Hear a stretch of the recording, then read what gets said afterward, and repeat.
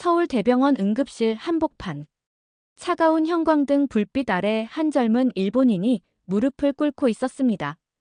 그의 손에는 떨리는 목소리로 적힌 메모지가 들려 있었고, 주변의 한국 의료진들이 당황스러운 표정으로 그를 바라보고 있었습니다. 정말, 정말 죄송합니다. 제가 너무 오만했습니다. 도쿄대 의대 3년차 다나카 히로시. 일본 최고 명문 의대생이자 의사 집안 3대째 후계자인 그가 이렇게 무릎을 꿇게 된 이유는 무엇일까요? 불과 며칠 전까지만 해도 한국 의료, 우리가 가르쳐주러 가는 거 아니야? 라며 코웃음을 치던 일본 최고 엘리트가 완전히 굴복하게 만든 충격적인 현실을 지금부터 공개합니다. 안녕하세요. 저는 도쿄대학교 의학부 3년차 다나카 히로시입니다. 올해 24살이고 할아버지와 아버지에 이어 의사 집안 3대째로 이어질 예정이었습니다. 도쿄 최고 명문 병원인 게이오 대학병원에서 인턴십이 확정되어 있었고, 동기들 사이에서는 장래가 가장 촉망받는 학생 중 하나로 여겨졌습니다. 솔직히 말씀드리면 저는 제 자신에 대한 자부심이 하늘을 찔렀습니다. 일본 의학의 우수성을 의심해 본 적이 없었고, 특히 아시아에서는 일본이 의료 강국의 선두주자라고 굳게 믿고 있었습니다. 한국, 중국, 그저 일본을 따라오려고 애쓰는 나라들 정도로 여겼죠. 그런 제게 2025년 6월 한일 의료 교류 프로그램 참가 기회가 주어졌습니다. 서울대병원에서 일주일간 연수를 받는 프로그램이었는데, 교수님께서는 국제적 안목을 기르는 좋은 기회라고 추천해 주셨습니다. 저는 내심 이렇게 생각했습니다. 한국 의료진들에게 일본의 앞선 의학 기술을 보여줄 수 있는 기회겠구나. 함께 참가하게 된 동료들도 저와 비슷한 생각이었습니다. 게이오대 의대 타무라 켄지, 와세다대 의대 사토 유키, 그리고 니혼대 의대 야마다 타케시와 스즈키 아키라. 모두 각 대학의 수석 졸업 예정자들이었고, 일본 의학계의 미래를 짊어질 인재들이라고 자부하고 있었습니다. 김포 공항행 비행기에 오르면서도 저희는 여전히 여유로웠습니다. 일주일 정도면 한국 의료 수준을 파악하고 몇 가지 조언도 해줄 수 있겠지? 라며 서로 농담을 주고받았습니다. 켄지는 혹시 한국 의사들이 일본어 못하면 우리가 통역도 해줘야 하는 거 아니야? 라며 웃었고, 유키는 한국 드라마에서 보는 병원들이 실제로는 어떨지 궁금하다며 기대 반 우려 반의 표정을 지었습니다. 2시간 반의 비행 시간 동안 저는 한국에 대한 기본 정보를 정리해봤습니다. 인구 5천만, GDP 세계 10위권, IT 강국. 하지만 의료 분야에서는 여전히 일본이 앞서 있을 거라고 확신했습니다. 일본의 의료 기술은 세계적으로 인정받고 있었고, 특히 로봇 수술이나 재생의학 분야에서는 세계 최고 수준이라고 배워왔으니까요. 김포공항에 도착한 순간 첫 번째 의외의 상황이 벌어졌습니다. 공항 입구에서 우리를 맞이한 것은 의료진 전용 VIP 라운지라는 표지판이었습니다. 의료진을 위한 별도의 VIP 시설이 있다는 것 자체가 신기했지만 더 놀라운 것은 그 내부 시설이었습니다. 라운지 안으로 들어서자 첨단 의료 시뮬레이션 기기들이 즐비해 있었고, 대형 스크린에서는 실시간으로 한국 각 병원의 수술 현황이 표시되고 있었습니다. 한쪽 벽면에는 웰컴 투 코리어, 메더컬 허브라는 문구와 함께 한국 의료진들의 국제 학회 발표 사진들이 걸려 있었습니다. 이거 진짜야? 타케시가 작게 중얼거렸습니다. 스크린에 표시된 수술 건수와 성공률 통계를 보고 있었는데 그 수치들이 예상보다 훨씬 높았거든요. 저도 속으로 당황했지만 겉으로는 태연한 척했습니다. 시설은 그럴듯하게 꾸며놨네. 하지만 속마음은 달랐습니다. 일본에서도 이런 의료진 전용 VIP 라운지는 본 적이 없었거든요. 게다가 라운지 직원들이 우리를 일본어로 안내하는 모습도 인상적이었습니다. 의료진 여러분, 한국 방문을 환영합니다. 필요한 것이 있으시면 언제든 말씀해 주세요. 서울대병원으로 향하는 버스 안에서 창밖 풍경을 보며 또 한 번 놀랐습니다. 강남 일대의 고층 빌딩들, 깔끔하게 정비된 도로, 그리고 곳곳에 보이는 대형 병원들의 현대적인 모습. 생각보다 발전되어 있네라고 켄지가 말했지만 저는 여전히 겉모습만 그럴듯한 거겠지라고 생각했습니다. 하지만 서울 대병원에 도착하는 순간 그런 생각은 완전히 바뀌기 시작했습니다. 병원 로비에 들어서자마자 압도적인 규모와 첨단 시설들이 눈에 들어왔습니다. 천장까지 닿을 것 같은 거대한 공간, 환자들을 안내하는 로봇들, 그리고 벽면 전체를 덮고 있는 디지털 안내판들. 어서 오세요. 일본 의료진 여러분. 우리를 맞이한 것은 서울대 의대 6년차 김민수 학생이었습니다. 놀랍게도 그의 일본어는 원어민 수준이었습니다. 저는 1년간 오사카 대학병원에서 교환학생으로 공부했습니다. 일주일 동안 최선을 다해 안내해드리겠습니다. 민수 씨와 함께 병원 내부를 둘러보는 순간 저는 말을 잃었습니다. 로봇 수술실의 규모가 도쿄대학병원보다 훨씬 컸고 수술용 로봇의 종류도 더 다양했습니다. 이 로봇들은 모두 최신형인가요? 제가 물었습니다. 네, 대부분 올해 도입된 최신 모델들입니다. 특히 저 다빈치 씨는 아시아에서 가장 먼저 도입한 것 중 하나예요. 민수 씨의 설명을 들으며 저는 충격을 받았습니다. 일본에서도 아직 도입 검토 단계인 장비들이 이미 활발히 사용되고 있었거든요. 수술 성공률은 어느 정도인가요? 유키가 조심스럽게 물었습니다. 작년 기준으로 99.2%였습니다. 특히 심장 수술 분야에서는 99.7%의 성공률을 기록했어요. 민수 씨의 대답에 저희는 모두 입을 다물 수밖에 없었습니다.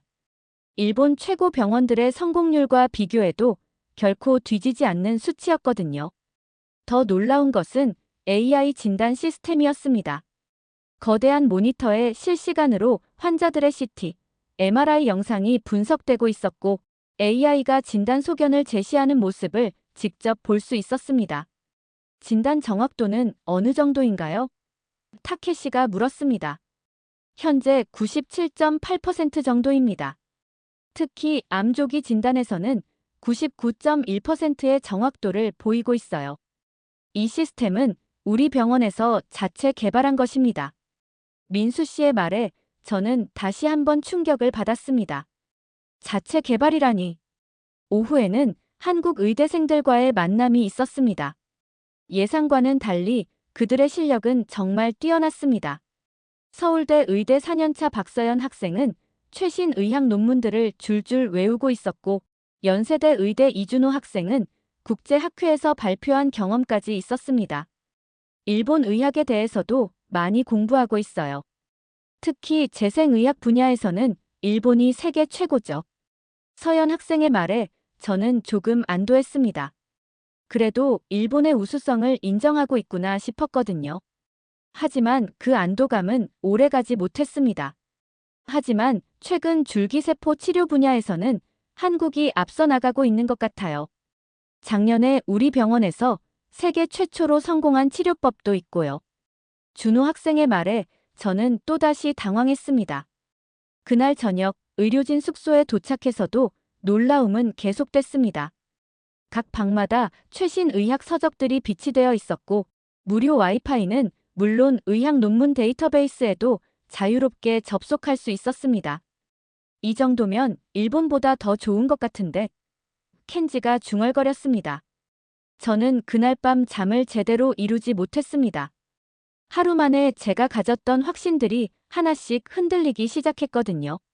설마 한국이 정말로 일본보다 앞선 건 아니겠지?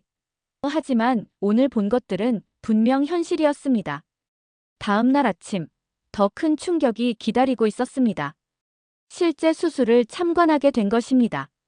심장외과 이 교수님의 로봇 수술이었는데 그 실력은 정말 세계 최고 수준이었습니다. 미세한 혈관까지 완벽하게 봉합하는 모습을 보며 저는 탄성을 금할 수 없었습니다. 저 교수님은 몇 년 차이신가요? 제가 물었습니다. 15년 차시고 올해 42세이십니다. 지금까지 5,000건 이상의 수술을 집도하셨어요. 민수 씨의 답변에 저는 더욱 놀랐습니다. 일본에서도 이 정도 경력과 실력을 갖춘 의사는 손에 꼽거든요. 수술이 끝난 후 교수님과 직접 대화할 기회가 있었습니다. 일본 의학계는 어떤가요? 요즘 교류가 많이 늘어나고 있던데. 교수님의 관심은 진짜였습니다. 일본을 깔보는 것이 아니라 정말로 배우려는 자세였어요. 저희도 한국 의료진들과 협력할 부분이 많다고 생각합니다. 특히 IT 기술과 의료의 융합 분야에서는 한국이 앞서 있는 것 같아요. 교수님의 솔직한 인정에 저는 부끄러워졌습니다. 저는 지금까지 한국을 무시만 했는데 정작 한국 의료진들은 일본의 장점을 인정하고 있었거든요. 점심시간에는 더욱 놀라운 일이 벌어졌습니다. 병원 내 카페테리아에서 젊은 의사들과 대화를 나누게 되었는데 그들의 국제적 경험이 상상 이상이었습니다. 저는 하버드 의대에서 2년간 연수했어요. 30대 초반으로 보이는 한 의사가 말했습니다. 저는 존스 홉킨스에서 박사과정을 마쳤고요. 다른 의사도 덧붙였습니다. 이들의 이력을 들으며 저는 점점 작아졌습니다. 일본에서도 해외 연수 경험이 있는 의사는 많지 않은데 여기서는 마치 당연한 것처럼 여겨지고 있었거든요. 한국 의료진들의 해외 진출이 많이 늘어나고 있어요. 특히 중동이나 동남아시아에서는 한국 의료진에 대한 신뢰도가 매우 높죠. 민수 씨의 설명을 들으며 저는 또 다른 현실을 깨달았습니다. 한국 의료가 이미 세계적으로 인정받고 있다는 것을. 오후에는 응급실 견학이 있었습니다. 그런데 여기서 예상치 못한 일이 벌어졌습니다. 갑자기 저에게 심한 어지럼증이 찾아온 것입니다. 아침부터 계속된 충격과 스트레스 때문인지 아니면 전날 밤 제대로 잠을 못 잔 탓인지 몰라도 갑자기 숨이 막히고 식은땀이 흘러내렸습니다. 히로시 씨, 괜찮으세요? 서연 학생이 급하게 달려왔습니다. 저는 겨우 고개를 저으며 괜찮다고 말하려 했지만 목소리가 나오지 않았습니다. 그 순간부터 정말 놀라운 일들이 벌어졌습니다. 한국 의료진들이 마치 하나의 유기체처럼 움직이기 시작한 것입니다. 누군가는 즉시 휠체어를 가져왔고 누군가는 응급실에 연락을 취했습니다. 민수 씨는 제 상태를 정확하게 파악하여 의료진에게 전달했고 서연 학생은 제 손을 잡고 계속 안심시켜 주었습니다. 괜찮아요. 금방 나아질 거예요. 우리가 최선을 다해 도와드릴게요. 서연 학생의 목소리는 놀라울 정도로 차분하고 따뜻했습니다. 의대생인데도 이미 숙련된 의료진 같은 안정감을 주었어요. 응급실에 도착하자마자 의료진들이 신속하게 움직였습니다. 5분 만에 모든 검사가 끝났고 진단 결과 급성 스트레스 반응과 경미한 탈수 증상이라고 했습니다. 다행히 심각한 것은 아니었지만 하루 정도는 안정을 취해야 한다고 했습니다. 그런데 정말 감동적인 일이 벌어졌습니다. 한국 의대생들이 자발적으로 저를 돌봐주기 시작한 것입니다. 준호 학생은 약국에서 필요한 약품들을 가져왔고 서연 학생은 계속 제 곁에 있으면서 상태를 체크해 주었습니다. 민수 씨는 숙소에 가서 제 개인 물품들을 가져왔고 다른 학생들도 하나둘씩 찾아와 안부를 물었습니다. 혼자 있으면 불안할 테니까 계속 누군가는 옆에 있을게요. 서연 학생의 말에 저는 눈물이 날 뻔했습니다. 타국에서 그것도 며칠 전에 처음 만난 사람들이 이렇게까지 배려해주다니. 더 놀라운 것은 저녁 무렵이었습니다. 한국 학생들이 특별히 일본 음식을 준비해 온 것입니다. 고향 음식이 그리울까봐 준비했어요. 물론 한국식으로 각색된 것이지만요. 그들이 준비한 음식을 먹으며 저는 정말 감격했습니다. 그날 밤 민수 씨가 제 병실을 찾아왔습니다. 히로시 씨, 괜찮으세요? 혹시 더 필요한 것 있으면 언제든 말씀하세요. 정말 고맙습니다. 이렇게까지 해주실 필요는 없는데. 제가 말하자 민수 씨가 웃으며 대답했습니다. 뭘요? 당연한 거죠. 저희가 일본에 가서 아프면 히로시 씨도 도와주실 거잖아요. 그의 말에 저는 할 말을 잃었습니다. 과연 저도 그렇게 할 수 있을까? 솔직히 확신이 서지 않았거든요. 다음 날 아침, 몸이 많이 좋아진 저는 다시 일정에 참여할 수 있었습니다. 하지만 어제의 경험은 저를 완전히 바꿔놓았습니다. 한국 의료진들의 따뜻함과 전문성을 직접 경험했거든요. 그날은 의료연구소 방문이 예정되어 있었습니다. 서울대병원 부설 연구소에 도착하자마자 또 다른 충격이 기다리고 있었습니다. 세계 최초로 개발 중인 줄기세포 치료법 연구 현장을 직접 볼 수 있게 된 것입니다. 이 치료법은 작년에 임상 3상을 통과했어요. 곧 상용화될 예정입니다. 연구 책임자인 박 교수님의 설명에 저는 입을 다물 수 없었습니다. 일본에서도 아직 연구 단계인 기술이 한국에서는 이미 실용화 직전이었거든요. 더 놀라운 것은 연구진의 구성이었습니다. 30대 초반의 젊은 박사들이 주도적으로 연구를 이끌고 있었고, 심지어 20대 후반의 박사과정 학생들도 중요한 역할을 맡고 있었습니다. 나이가 어리신데 이런 중요한 연구를 맡으셔도 되는 건가요? 제가 조심스럽게 물었습니다. 나이보다는 실력이 중요하죠. 젊은 시각에서 나오는 창의적 아이디어가 오히려 도움이 될 때가 많아요. 박 교수님의 답변에 저는 일본과의 차이를 느꼈습니다. 일본에서는 나이와 경력이 매우 중요하게 여겨지는데 한국에서는 실력 위주의 문화가 자리 잡고 있었거든요. 연구소 곳곳을 둘러보며 저는 계속 놀라움을 금치 못했습니다. 최첨단 장비들, 체계적인 연구 시스템, 그리고 무엇보다 연구진들의 열정이 대단했습니다. 밤늦게까지 연구하시는 분들이 많나요? 타케시가 물었습니다. 연구에 몰입하다 보면 시간 가는 줄 모르죠. 특히 중요한 발견이 있을 때는 며칠씩 연구소에 머물기도 해요. 한 젊은 연구원의 답변에서 진정한 열정을 느낄 수 있었습니다. 점심시간에는 연구진들과 함께 식사를 하며 더 깊은 대화를 나눌 수 있었습니다. 일본의 의학 연구는 어떤가요? 저희도 많이 참고하고 있는데. 한 연구원이 물었습니다. 솔직히 말씀드리면 한국의 연구 속도가 더 빠른 것 같습니다. 제가 솔직하게 답했습니다. 일본은 신중하게 접근하는 편인데 한국은 과감하게 도전하는 문화인 것 같아요. 그것도 각각의 장점이 있죠. 일본의 신중함도 필요하고 한국의 도전 정신도 필요해요. 서로 협력하면 더 좋은 결과를 낼 수 있을 것 같은데. 박 교수님의 말에 저는 깊이 공감했습니다. 오후에는 의료 AI 개발팀을 만날 수 있었습니다. 이들이 개발한 진단 AI의 정확도는 정말 놀라웠습니다. 현재 99.1%의 정확도를 보이고 있어요. 특히 폐암 조기 진단에서는 99.7%까지 올라갔죠.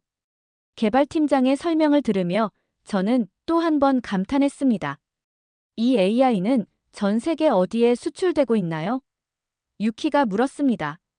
현재 미국, 유럽, 동남아시아 등 20여 개국에서 사용되고 있어요. 특히 미국 여러 병원에서 도입을 검토하고 있어서 곧 더 확대될 예정입니다. 한국의 의료 AI가 이미 세계적으로 인정받고 있다는 사실에 저는 충격을 받았습니다. 그날 저녁 숙소로 돌아와서 일본 동료들과 대화를 나눴습니다. 솔직히 어떻게 생각해? 켄지가 물었습니다. 우리가 정말 우물 안개구리였던 것 같아. 타케시가 한숨을 쉬며 말했습니다. 한국이 이 정도일 줄은 몰랐어. 아니, 어떤 면에서는 일본보다 더 앞선 것 같은데. 유키도 충격을 감추지 못했습니다. 저도 마찬가지였습니다. 지금까지 제가 믿어왔던 것들이 얼마나 편견에 가득 차 있었는지 깨닫게 됐거든요. 일본이 의료 강국인 것은 맞지만 한국도 이미 세계 최고 수준에 도달해 있었습니다. 다음 날은 의료 봉사 현장을 견학하게 되었습니다. 서울 외곽의 무료 진료소였는데 여기서 저는 또 다른 감동을 받았습니다. 한국 의료진들이 경제적으로 어려운 환자들을 대하는 모습을 보며 진정한 의사의 모습을 배울 수 있었거든요. 의학은 기술이 아니라 사랑입니다. 무료 진료소 원장님의 말씀이 가슴 깊이 와닿았습니다. 70대 노인의 손을 잡고 진료하는 젊은 의사의 모습, 아이들에게 웃음을 잃지 않게 해주려는 간호사들의 배려, 그 모든 것들이 저에게는 새로운 깨달음이었습니다. 돈을 받지 않고도 이렇게 열심히 진료하시는 이유가 뭔가요? 제가 물었습니다. 의사가 된 이유를 생각해 보세요. 돈을 벌기 위해서였나요? 아니면 사람을 살리기 위해서였나요? 그 젊은 의사의 반문에 저는 할 말을 잃었습니다. 솔직히 저는 의사 집안에서 태어나 자연스럽게 의학을 선택했고 안정적인 미래와 사회적 지위에 더 관심이 있었거든요. 점심시간에 봉사 의료진들과 함께 식사를 하며 더 깊은 이야기를 나눴습니다. 한 달에 몇 번이나 이런 봉사를 하시나요? 서연 학생이 물었습니다. 저는 주말마다 와요. 병원 일이 끝나면 이곳이 더 편해요. 여기서는 진짜 의사가 된 기분이 들거든요. 30대 초반의 한 의사가 웃으며 말했습니다. 진짜 의사가 된 기분이라니요? 제가 궁금해서 물었습니다. 병원에서는 아무래도 시스템과 절차에 얽매이게 되잖아요. 하지만 여기서는 순수하게 환자만 생각하면 돼요. 돈도, 보험도, 복잡한 절차도 없이 그냥 아픈 사람을 낫게 해주는 것. 그게 제가 꿈꿨던 의사의 모습이에요. 그 말을 듣는 순간 저는 가슴이 뜨거워졌습니다. 언제부터인가 저는 의사라는 직업을 단순히 안정적이고 사회적 지위가 높은 직업 정도로만 생각하고 있었는데 진짜 의사의 의미를 잊고 있었던 것 같았습니다. 오후에는 더욱 특별한 경험이 기다리고 있었습니다. 국경 없는 의사회에서 활동하고 있는 한국 의료진들과의 만남이었습니다. 이들은 아프리카, 중동, 동남아시아 등 세계 각지에서 의료 봉사를 하고 있었습니다. 가장 기억에 남는 경험이 뭔가요? 타케시가 물었습니다. 아프리카 어느 마을에서 제가 수술한 아이가 건강하게 걸어 나오는 모습을 봤을 때였어요. 그 아이는 심장병으로 태어나서 제대로 뛸 수도 없었는데 수술 후에 친구들과 함께 축구를 하는 모습을 보고 정말 눈물이 났어요. 한 심장외과 의사의 이야기에 저희는 모두 숙연해졌습니다. 경제적으로는 손해 아닌가요?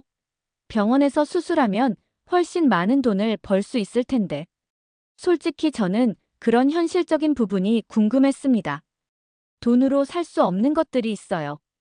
그 아이의 웃음, 부모님의 감사 인사, 그리고 의사로서의 진정한 보람.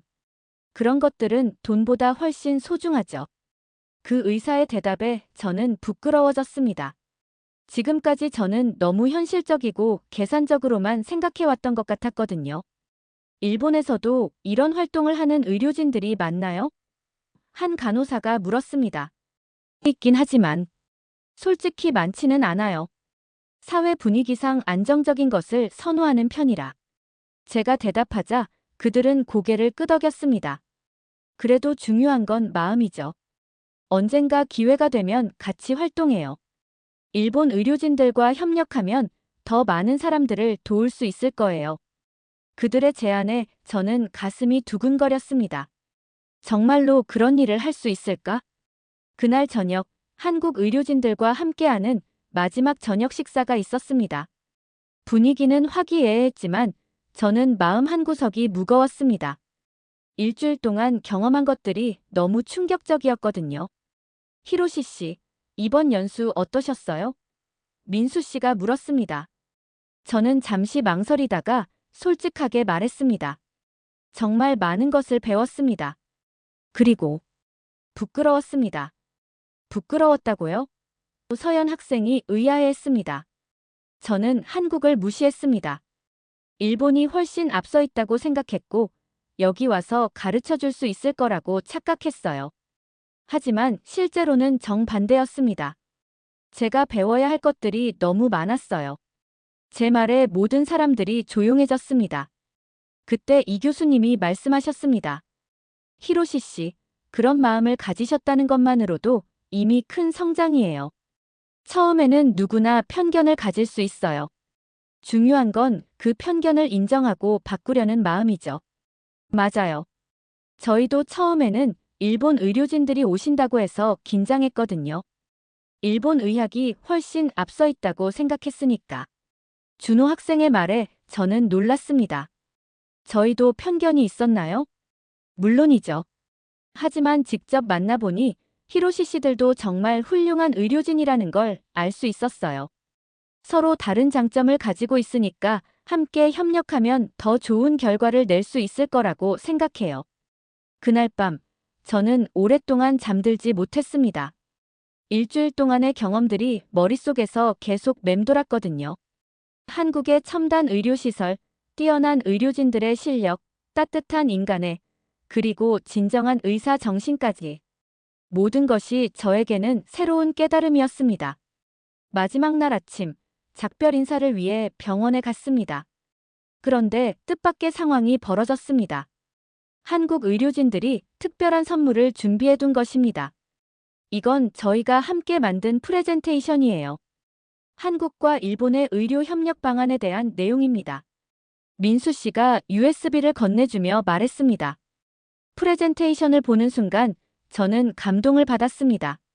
일주일 동안 우리와 함께 보낸 시간을 바탕으로 정말 구체적이고 실현 가능한 협력 방안들을 제시해 놓았거든요. 의료진 교환 프로그램, 공동 연구 프로젝트, 의료봉사 협력 등 다양한 아이디어들이 담겨 있었습니다. 이걸 일본에 가져가서 꼭 실현시켜 주세요. 서연 학생이 간절하게 말했습니다. 그때 제 마음속에서 뭔가가 무너지는 소리가 들렸습니다. 아니, 무너진 게 아니라 새로운 것이 생겨나는 소리였을지도 모릅니다. 저는 갑자기 무릎을 꿇고 깊게 고개를 숙였습니다. 정말 죄송합니다. 제가 너무 오만했습니다. 응급실에서 벌어진 그 장면이 바로 이 순간이었습니다. 한국 의료진들은 당황했지만 저는 진심으로 사과하고 싶었습니다. 지금까지의 편견과 오만함에 대해서, 그리고 이들의 따뜻함을 제대로 알아보지 못했던 것에 대해서 말입니다. 히로시 씨, 일어나세요. 그럴 필요 없어요. 이 교수님이 저를 일으켜 세우며 말씀하셨습니다. 아니에요. 저는 정말 반성해야 해요. 저는 여기 와서 가르쳐 주려고 했는데 정작 배운 건 저였어요. 기술적인 것들뿐만 아니라 진짜 의사가 무엇인지도 배웠고요. 그럼 이제 진짜 친구가 된 거네요. 민수 씨가 웃으며 말했습니다. 처음에는 선후배 관계 같았는데 이제는 같은 꿈을 가진 동료가 된 기분이에요. 공항으로 가는 길에 저는 계속 창밖을 바라봤습니다. 일주일 전에 봤던 같은 풍경이었지만 이제는 완전히 다르게 보였습니다. 단순히 발전된 도시가 아니라 따뜻한 사람들이 살고 있는 곳, 제가 많은 것을 배운 소중한 곳으로 느껴졌거든요. 히로시, 너 정말 많이 변한 것 같아. 켄지가 말했습니다. 우리 모두 변한 것 같은데? 유키도 덧붙였습니다. 정말 그랬습니다. 일본 동료들 모두 처음과는 완전히 다른 모습이었습니다. 오만함은 사라지고 겸손함과 열린 마음을 갖게 되었죠. 김포공항에서 마지막 작별 인사를 나눴습니다. 한국 의료진들이 모두 나와서 배웅해 주었는데 정말 가족을 떠나는 기분이었습니다. 꼭 다시 만나요. 그리고 일본에서도 우리가 배운 것들을 실천해요. 제가 약속했습니다. 저희도 일본에 꼭 갈게요. 그때는 히로시 씨가 안내해 주세요. 서연 학생이 웃으며 말했습니다. 비행기에 오르면서 저는 지난 일주일을 돌이켜봤습니다. 단순히 의료 기술을 배운 것이 아니라 인생관 자체가 바뀐 시간이었습니다. 의사라는 직업의 진정한 의미, 국경을 넘나드는 인간의, 그리고 편견 없이 세상을 보는 눈을 얻었거든요. 도쿄에 도착했을 때 부모님이 마중 나와 계셨습니다. 어떠했니? 많이 배웠니? 아버지가 물으셨습니다. 네, 정말 많이 배웠어요. 그리고 제가 지금까지 얼마나 좁은 시각을 가지고 있었는지도 깨달았어요. 집으로 가는 길에 저는 부모님께 일주일 동안의 경험을 자세히 말씀드렸습니다. 한국 의료진들의 실력, 따뜻한 마음, 그리고 진정한 의사 정신에 대해서 말입니다. 그래, 세상은 넓고 배울 것이 많다. 내가 그걸 깨달았다니 다행이다. 아버지의 말씀에 저는 고개를 끄덕였습니다. 그날 밤 저는 일기를 썼습니다. 오늘로 한국에서의 일주일이 끝났다. 하지만 이것은 끝이 아니라 새로운 시작이다. 나는 이제 완전히 다른 사람이 되었다. 편견에 가득 차 있던 오만한 의대생에서 열린 마음을 가진 진정한 의료인이 되었다. 한국에서 배운 것들을 일본에서도 실천하겠다. 첨단 기술만이 의학의 전부가 아니라는 것, 따뜻한 마음이 최고의 치료법이라는 것, 그리고 국경을 넘나드는 협력이 더 나은 세상을 만들 수 있다는 것을 많은 사람들에게 알리겠다. 언젠가는 민수 씨, 서연 씨, 그리고 모든 한국 의료진들과 함께 세계 각지에서 의료 봉사를 하고 싶다. 그들이 보여준 진정한 의사의 모습을 본받아 나도 정말로 사람을 살리는 의사가 되고 싶다. 한 달 후, 저는 도쿄대학병원에서 특별 발표를 하게 되었습니다. 주제는 한국 의료 체험기, 우리가 배워야 할 것들이었습니다. 처음에는 동료들과 교수님들이 의아해했지만 제 발표를 듣고 나서는 모두들 놀라워했습니다. 정말 한국이 그 정도였나? 한 교수님이 물으셨습니다. 네, 어떤 면에서는 우리보다 더 앞서 있었습니다. 하지만 중요한 건 기술의 우열이 아니라 서로 배우고 협력하는 자세라고 생각합니다. 그 발표를 계기로 도쿄대학병원에서도 한국과의 교류에 관심을 갖기 시작했습니다. 몇 달 후에는 정식으로 서울대병원과 MOU를 체결하게 되었고, 저는 그 프로젝트의 담당자가 되었습니다. 6개월 후, 서연 학생을 비롯한 한국 의료진들이 일본을 방문했습니다. 저는 그들을 정말 가족처럼 맞이했고, 일본의 의료시설들을 자세히 안내해드렸습니다. 하지만 이번에는 우월감이나 자랑하려는 마음이 전혀 없었습니다. 그저 친구들에게 좋은 것을 보여주고 싶은 마음뿐이었죠. 일본도 정말 대단해요. 특히 로봇공학 기술은 세계 최고인 것 같아요. 민수 씨의 감탄에 저는 뿌듯했지만 겸손하게 답했습니다. 서로 다른 장점들을 가지고 있으니까 함께 협력하면 더 좋은 결과를 낼 수 있을 거예요. 1년 후, 저는 정말로 국경 없는 의사회에 지원했습니다. 한국에서 만난 의료진들이 보여준 진정한 의사 정신을 실천하고 싶었거든요. 첫 번째 파견지는 아프리카 케냐였습니다. 그곳에서 저는 서연 학생과 재회할 수 있었습니다. 그녀도 같은 시기에 케냐로 파견된 것입니다. 히로시 씨, 정말 반가워요. 서연 학생의 밝은 웃음을 보는 순간 저는 가슴이 벅찼습니다. 한국에서의 그 일주일이 정말로 제 인생을 바꿔놓았구나 싶었거든요. 케냐에서 저희는 정말 좋은 팀이 되었습니다. 일본의 정밀한 기술력과 한국의 역동적인 추진력이 만나 많은 환자들을 도울 수 있었습니다. 특히 한 어린 환자의 심장 수술을 성공시켰을 때는 둘 다 눈물을 흘렸습니다. 히로시 씨, 정말 많이 달라졌어요. 서연 학생이 말했습니다. 고마워요. 서연 씨 덕분이에요. 아니, 모든 한국 친구들 덕분이에요. 지금 저는 도쿄대학병원에서 국제협력팀을 이끌고 있습니다. 한국뿐만 아니라 동남아시아, 아프리카 등 여러 나라와 의료협력 프로젝트를 진행하고 있습니다. 제가 한국에서 배운 개방적이고 협력적인 마음가짐을 바탕으로 더 넓은 세상과 소통하려고 노력하고 있어요. 무엇보다 저는 이제 진정한 의사가 무엇인지 알게 되었습니다. 최첨단 기술도 중요하지만 환자를 향한 따뜻한 마음이 더 중요하다는 것, 국경과 인종을 넘어서 모든 생명을 소중히 여기는 것이 의사의 진정한 사명이라는 것을 말입니다. 한국에서의 그 일주일은 제 인생의 전환점이었습니다. 오만했던 젊은 의대생이 겸손하고 열린 마음을 가진 의료인으로 거듭날 수 있었거든요. 그리고 무엇보다 소중한 친구들을 얻을 수 있었습니다. 지금도 저는 한국 친구들과 정기적으로 연락을 주고받고 있습니다. 의료 기술 정보를 공유하기도 하고 서로의 근황을 전하기도 합니다. 때로는 함께 의료 봉사를 하기도 하고 국제학회에서 만나 옛 추억을 나누기도 합니다. 얼마 전에는 민수 씨가 결혼한다는 소식을 들었습니다.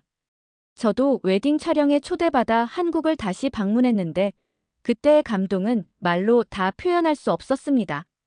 정말 가족 같은 사이가 되었구나 싶었거든요. 결혼식에서 민수 씨가 스피치를 했는데 그 내용이 지금도 기억에 남습니다.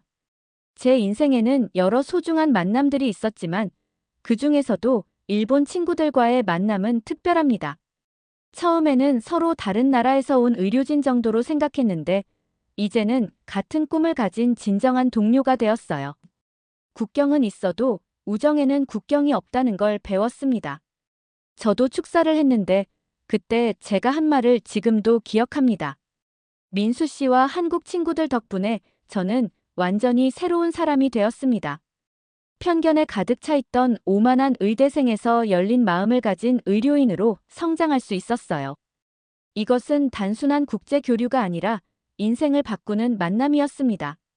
지금 이 글을 쓰는 시점에서 그 한국 방문으로부터 3년이 지났습니다. 3년이라는 시간 동안 저는 정말 많이 변했습니다. 외적으로도 내적으로도 말입니다. 먼저 제 전문 분야도 바뀌었습니다.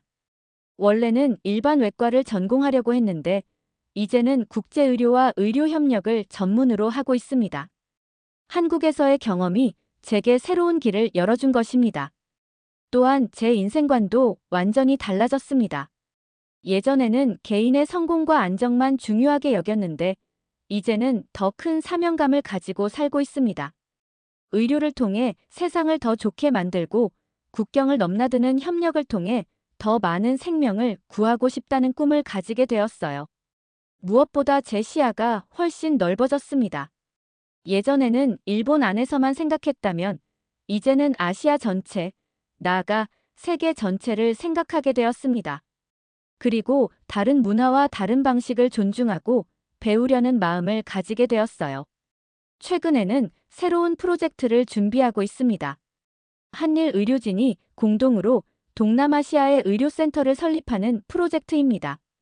저는 이 프로젝트의 일본 측 책임자를 맡고 있고 서연 학생이 한국 측 책임자를 맡고 있습니다.